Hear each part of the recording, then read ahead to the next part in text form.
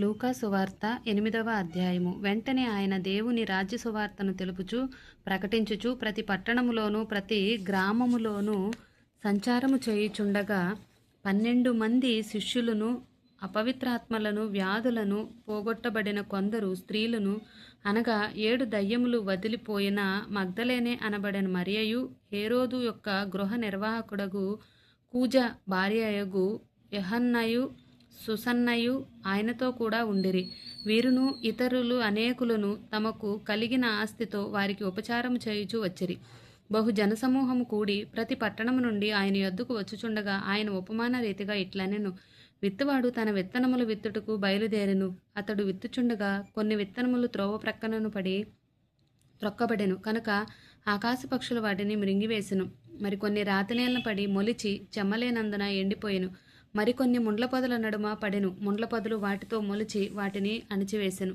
మరికొన్ని మంచి నేలను పడెను. అవి మొలిచి నూరంతలుగా ఫలించెను. ఈ మాటలు పలుకుచు వినుటకు చెవులు గలవాడు వినుగాక అని బిగ్గరగా చెప్పెను. ఆయన శిష్యులు ఈ ఉపమాన భావం ఏమిటని ఆయన అడుగగా ఆయన, దేవుని రాజ్య మర్మము లెరుగుట మీకు అనుగ్రహింపబడి ఉన్నదని, ఇతరులైతే చూచియు చూడకయు వినియు గ్రహింపకయు ఉండునట్లు వారికి ఉపమాన రీతిగా బోధింపబడుచున్నవి. ఈ ఉపమాన భావమేమనగా, విత్తనము దేవుని వాక్యము. త్రోవ ప్రక్క నుండి వారు వినువారు కానీ నమ్మి రక్షణ పొందకుండానట్లు అపవాది వచ్చి వారి హృదయంలో నుండి వాక్యం ఎత్తుకుని పోవును. రాతి నేల నుండి వారెవరనగా వినునప్పుడు వాక్యమును సంతోషంగా అంగీకరించువారు, కానీ వారికి వేరు లేనందున కొంచెము కాలము నమ్మి శోధన కాలము తొలగిపోవుదురు. ముండ్ల పొదల్లో పడిన విత్తనమును పోలిన వారెవరనగా విని కాలం గడిచిన కొలది ఈ జీవన సంబంధమైన విచారముల చేతను ధనభోగముల చేతను అణిచివేయబడి పరిపక్వముగా ఫలింపని వారు. మంచి నేల నుండి విత్తనమును పోలిన వారెవరనగా యోగ్యమైన మంచి మనసుతో వాక్యము విని దానిని అవలంబించి ఓపికతో ఫలించువారు. ఎవడునూ దీపము ముట్టించి పాత్రతో కప్పివేయుడు, మంచము కింద పెట్టడు, కానీ లోపలికి వచ్చువారికి వెలుగు అగుపడవలనని దీపస్తంభం మీద దాన్ని పెట్టును. తేటపరచబడని రహస్యమేదియూ లేదు, తెలియచేయబడకయు బయలుపడకయూ ఉండు మరుగైనదేదియూ లేదు. కలిగిన వానికి ఇయ్యబడును, లేనివాని యొద్ద నుండి తనకు కలదని అనుకొనున్నది కూడా తీసివేయబడును. కనుక మీరెలాగు వినుచున్నారో చూచుకొనుడని చెప్పెను. ఆయన తల్లియు సహోదరులు ఆయన యొద్దకు వచ్చి జనులు గుంపుగా ఉండుట చేత ఆయన దగ్గరకు రాలేకపోయిరి. అప్పుడు నీ తల్లియు నీ సహోదరులను నిన్ను చూడగోరి వెలుపల నిలిచి ఉన్నారని ఎవరో ఆయనకు తెలియజేసిరి. అందుకాయన, దేవుని వాక్యము విని దాని ప్రకారము జరిగించు వీరే నా తల్లియు నా సహోదరులని వారితో చెప్పెను. మరి ఒకనాడు ఆయన తన శిష్యులతో కూడా ఒక దోణి ఎక్కి సరస్సు అద్దరికి పోదమని వారితో చెప్పగా వారు ఆ దోణిను త్రోసి బయలుదేరిరి. వారు వెళ్ళుచుండగా ఆయన నిద్రించెను. అంతలో గాలివాన సరస్సు మీదకి వచ్చి దోణి నీళ్లలో నిండినందున వారు అపాయకరమైన స్థితిలో ఉండిరి. కనుక ఆయన యొద్దకు వచ్చి, ప్రభువా ప్రభువా, నశించిపోవుచున్నామని చెప్పి ఆయనను లేపిరి. ఆయన లేచి గాలిని నీటి పొంగును గద్దింపగానే అవి అణిగి నిమ్మలమాయెను. అప్పుడు ఆయన, మీ విశ్వాసం ఎక్కడా అని వారితో అనెను. అయితే వారు భయపడి, ఈయన గాలిని నీళ్లను ఆజ్ఞాపింపక అవి లోబడుచున్నవే, ఈయన ఎవరో అని ఒకరితో ఒకడు చెప్పుకొని ఆశ్చర్యపడేది.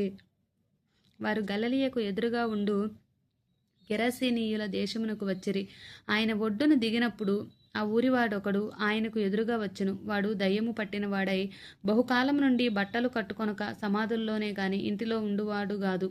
వాడు యేసును చూచి కేకలు వేసి ఆయన ఎదుట సాగిలపడి, యేసు, సర్వోన్నతుడైన దేవుని కుమారుడా, నాతో నీకేమి, నన్ను బాధపరచుకుమని నిన్ను వేడుకొంచున్నాను అని కేకలు వేసి చెప్పెను. ఏలయనగా ఆయన ఆ మనుష్యుని విడిచి వెలుపలికి రమ్మని ఆ అపవిత్రాత్మకు ఆజ్ఞాపించెను. అది అనేక పర్యాయములు వానిని పట్టుచూ వచ్చెను. కనుక వానిని గొలుసులతోనూ కాళ్ళి సంఖ్యలతోనూ కట్టి కావలియందుంచురి. కానీ వాడు బంధకములను తెంపక దయ్యము వానిని అడవిలోనికి తరుముకొని పోయెను. యేసు, నీ పేరేమని వానిని అడుగగా చాలా దయ్యములు వానిలో చొచ్చి ఉండెను గనుక వాడు తన పేరు సేన అని చెప్పి పాతాళంలోనికి పోవుటకు తమకు ఆజ్ఞాపింపవద్దని ఆయన వేడుకొనెను.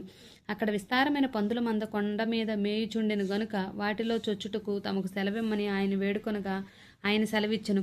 అప్పుడు దెయ్యములు ఆ మనుషుని విడిచిపోయి పందుల్లో చొచ్చెను. కనుక ఆ మంద ప్రపాతము నుండి సరస్సులోనికి వడిగా పరిగెత్తి ఊపిరి తిరగక చచ్చెను.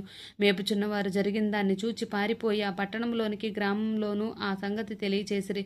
జనులు జరిగిన దాన్ని చూడవెళ్ళి యేసునొద్దకు వచ్చి దయ్యము పోయిన మనుష్యుడు బట్టలు కట్టుకొని స్వస్థచిత్తుడై యేసు పాదముల యొద్ద కూర్చుండుట చూచి భయపడిరి.